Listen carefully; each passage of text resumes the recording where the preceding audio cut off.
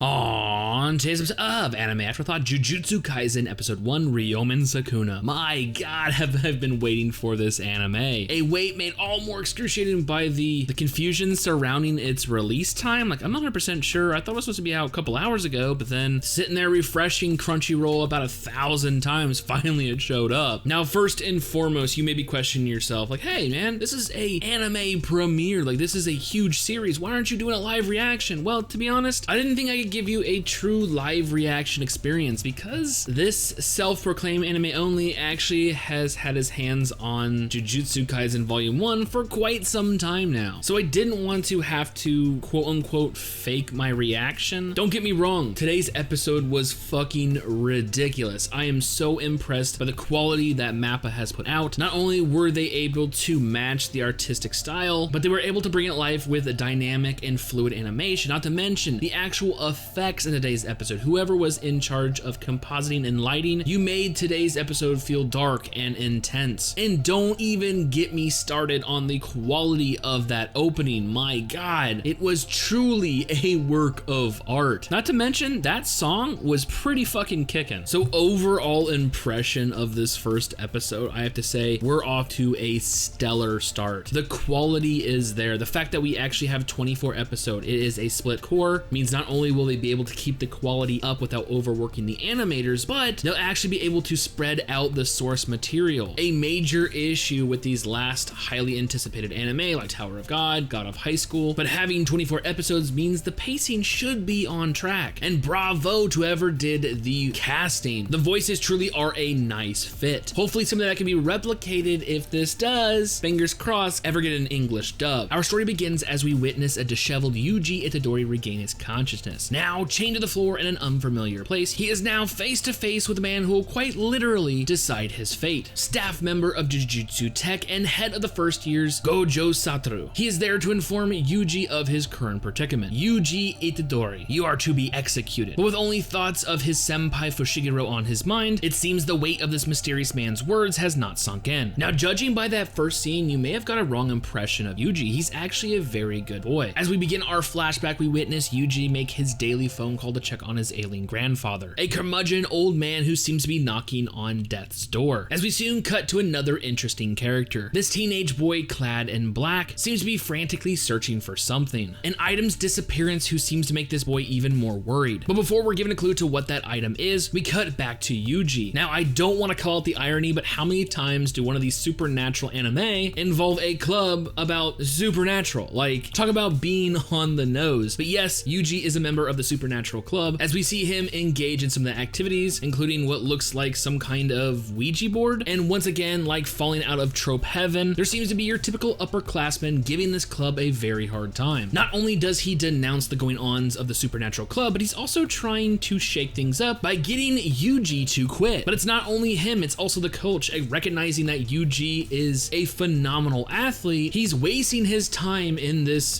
dumb little group. But Yuji is not for one to forego this club as well as his friends, who leaves everything up to a bet. If he can defeat the coach in some kind of athletic competition, he will be allowed to stay. Now, before this little bet gets underway, the focus does shift back to this mysterious teenage boy who is now on this campus. I'm not 100% sure if he actually goes to this school or he's just trying to infiltrate to find this mysterious object, but we come face to face with this creepy, gorish looking monster as it surveys the athletic field. But once we get a good look at this horrific sight, we cut back to the bet, and of course, Itadori shows off his true strength. Yes, the coach was able to throw kind of far, but Itadori picks up the shot put and literally throws it like a baseball, lodging it into a soccer goal. Like, this is ridiculous. Not only that, but it turns out he's super fucking fast. Getting his shit, he has to book. He has a meeting with his grandfather, and on his way out, he actually passes in front of this mysterious boy. But in doing so, the boy seems to sense something coming from Itadori. It's the item he is searching for. A strong curse energy is coming from Yuji, but before he could say anything, Yuji is out the fucking school. To be honest, the following scene is actually quite sad, as Yuji is visiting his grandfather. A perfectly innocuous statement of, hey, don't be like me, be surrounded by people when you go out there and make friends, turns out to be his dying message. Although the nurse is somewhat worried and tries to comfort him, Yuji kind of gives out a weird kind of statement, like, I've never had to deal with this before. It's almost kind of like an emotional state he's in. Is it due to shock, or is it just just due to this kind of monotone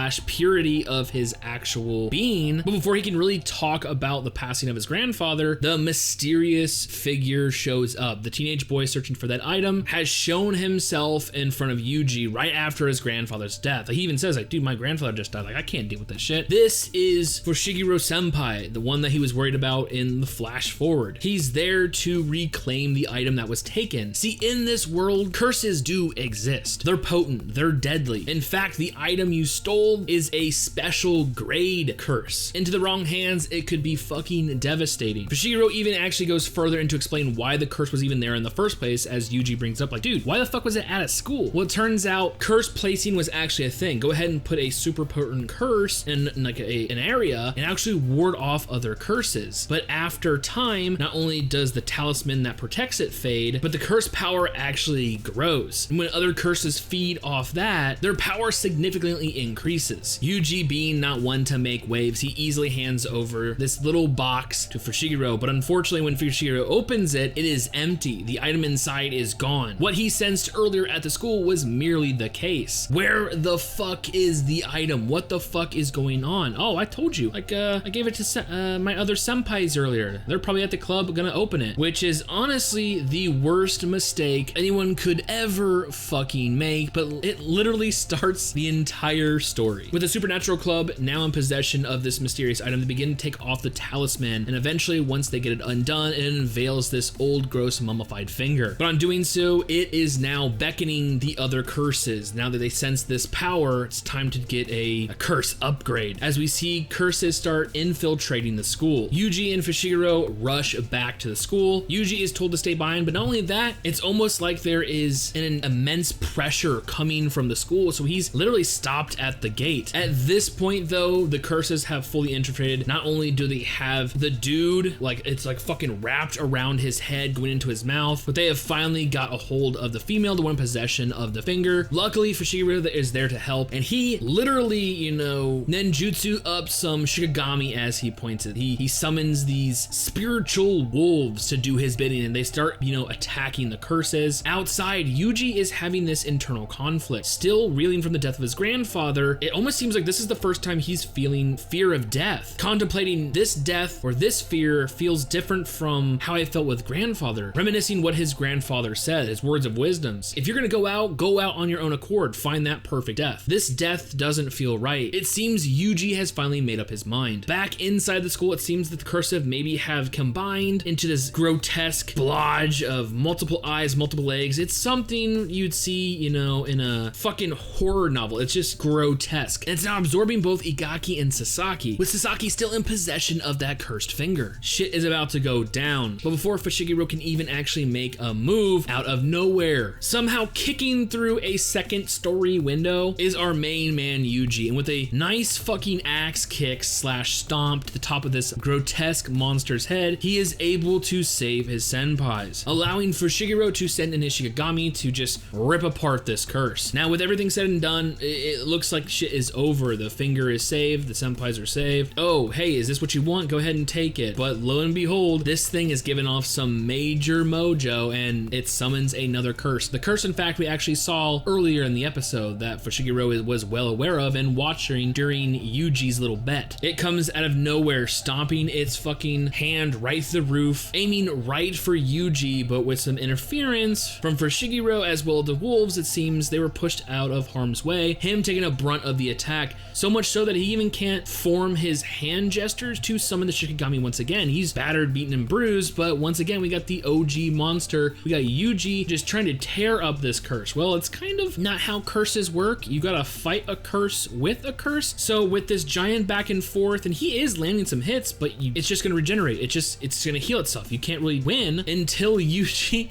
remembers what he said. Hey, you said you gotta fight curse with curse, right? Well, I'm in possession of something that, if eaten, literally gives me curse power.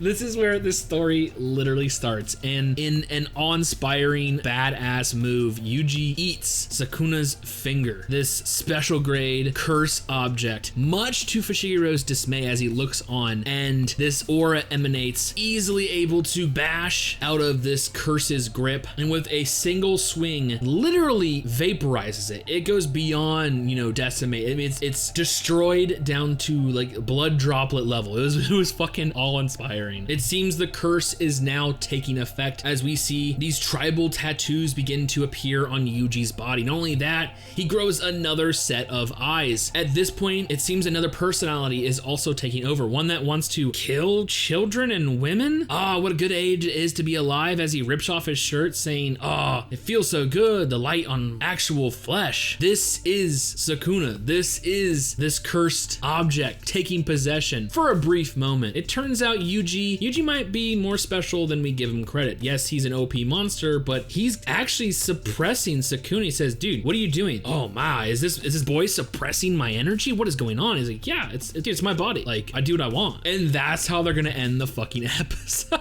Okay, so knowing the source material, this is fucking amazing. First and foremost, my God, the animation, you guys fucking hit the actual source art style. Like, this is ridiculous. Like, this was honestly just awe-inspiring. Aesthetically, it is fucking phenomenal. I love just the dark intensity of the second half. The curses, you brought them to life. They're so grotesque. The only thing I would say is during the last battle, the curse blended so much in with the background, it's kind of hard to see at points, but honestly, it was phenomenal looking. And then when Sukuna finally appears, honestly, this story is legit. I know where it's going. I know what's gonna happen, at least when it comes to volume 1. I'm so fucking ready. I am so fucking ready. But I have to know, what did you guys think? What did you guys think of today's episode? What do you guys think of the series so far? Are you aware of the source material? Have you, read any of the manga? Are you anime only? Were you waiting for this? Did this, meet your expectations? Pass it? Like, what do you guys think of this so far? A world full of, supernatural beings and curses and shit like that. And Yuji, what do you think of Yuji as a main character? Or for Shigiro, like, what do you think of these two characters? Anyways, with all that being said, and this story fucking ridiculous, I honestly cannot wait